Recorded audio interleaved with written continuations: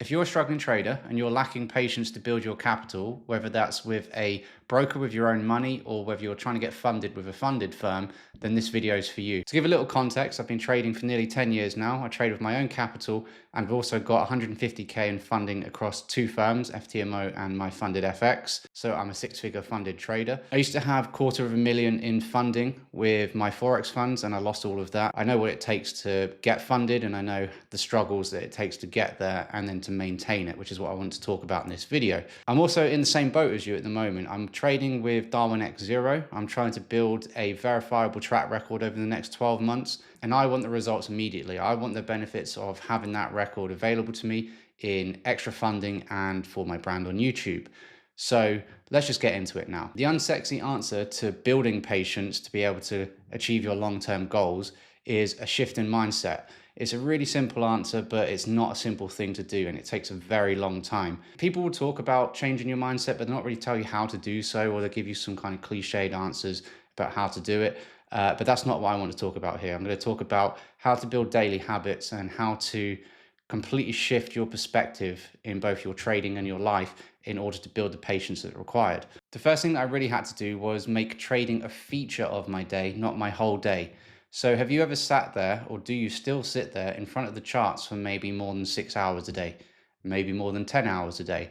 Then that's probably going to be one of your biggest problems in trying to get to your goals. Thinking that you have to sit there for hours and hours and hours because you have to be active and you have to be doing work towards hitting those goals can actually be detrimental to you. What you actually need to do is build a lifestyle that complements your trading, not have trading your everyday existence, like your complete full existence on a day-to-day basis. It leads to a lot of different problems such as mental fatigue, poor decision making, FOMO, revenge trading, and really a loss in perspective on what you're actually doing. So the way to make trading a feature of your day rather than all of your day is to have set hours, first of all, in which you're going to trade. Find your edge in certain hours. So for me, for example, in the UK, I trade the London session and pre-New York session. I know when New York opens and I've spent 5 or 6 hours on the charts already, mental fatigue kicks in and my decision making goes out the window and my account also goes out the window at the same time.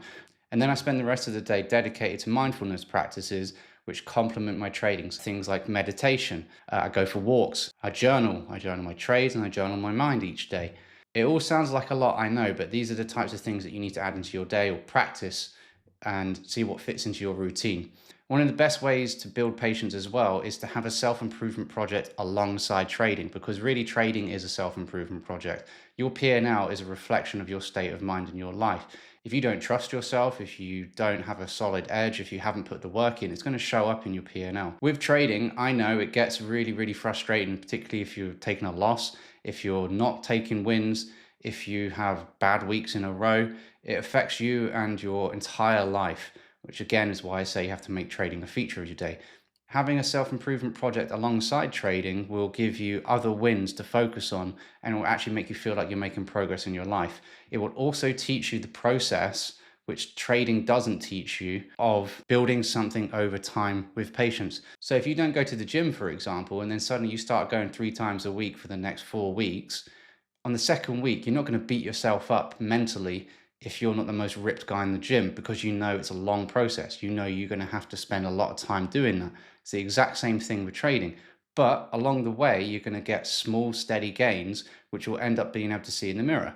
Those things give you encouragement to keep going. Those things give you proof that what you're doing is working. And all you have to do is just keep doing the right things, keep showing up. And eventually in 6, 12 months, then you will start seeing the results that you want to hit. So if you have a losing day on the markets, but you've gone to the gym or you've gone for a run, or if you are learning a new language or whatever the case is, at the end of the day, if you journal as well and you talk to yourself about how your day has gone, you will tell yourself, hey, trading wasn't that good, but look at these 3 or 4 other areas that I've improved in today. So that could be you've eaten clean, or you could have hit a new PB on your bicep curls. So when you look back in time and you say to yourself, oh, I've gone to the gym 5 times a week, every week for 6 months, and hey, look at my before and after picture, you're going to feel a little bit gassed. And that'll do a couple of things for you. First of all, it will give you encouragement to keep going.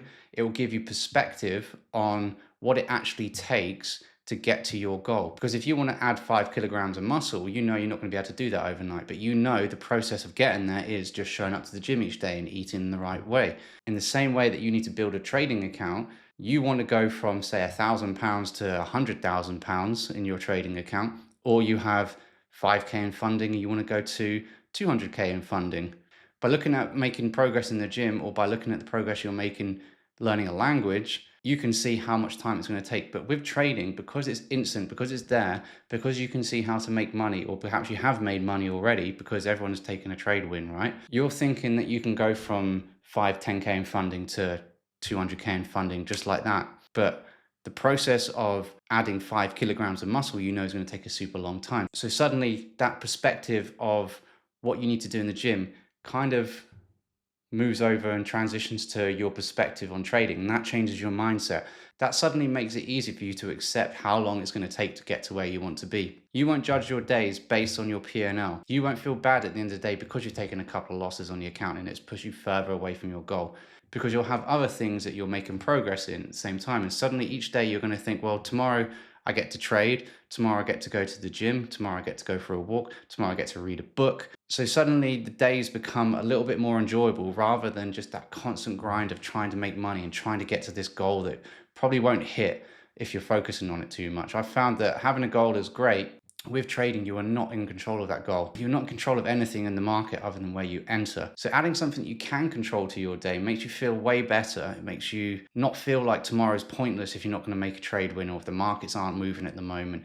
So adding something you can control in your daily routine just gives you a little bit more self-belief, because trading is completely out of your hands. You can control going to the gym tomorrow and getting the results that you want. You can control your diet. You can control if you go for a walk. You can control how many pages of a book you read. You can control your meditation. All of these things will give you more encouragement to keep going with your trading. You'll also find that your initial goals, when you set out with something, will end up getting pushed back anyway with the more progress that you make, because you start to realize that you can do better and better by just focusing on the process. And the process, the skill that you're learning, once you get to a really high level with it, particularly in trading, the sky's the limit, really. The thing with trading is that it's a never ending journey. People think like, when I get to 400K in funding with FTMO, then that's it, I'm done. But it's not the case at all. You will then look to other firms. You will then look to having more money. But the one thing that will stick to you once you get there is understanding that process inside out. And when you understand and accept the length of time that it takes to get to that point, then suddenly you start to build a little bit more patience. You have to look at trading as a self-improvement project rather than a way to make money and get rich. Measure your results based on risk reward rather than percentage, or rather than money gained. That way you can look at it as a skill that you're trying to master, rather than something you're trying to squeeze money out of. In the same way that you'll track how many reps you can do on a bench press. Same sort of process. I enjoy being on the markets. If you don't enjoy being on the markets, then you're focusing on the wrong things. You have to focus on the enjoyment of building that skill, like you go to the gym and you like to feel that burn. It's the same thing. So I hope this makes sense. If you've got any questions, let me know in the comments below. Thank you.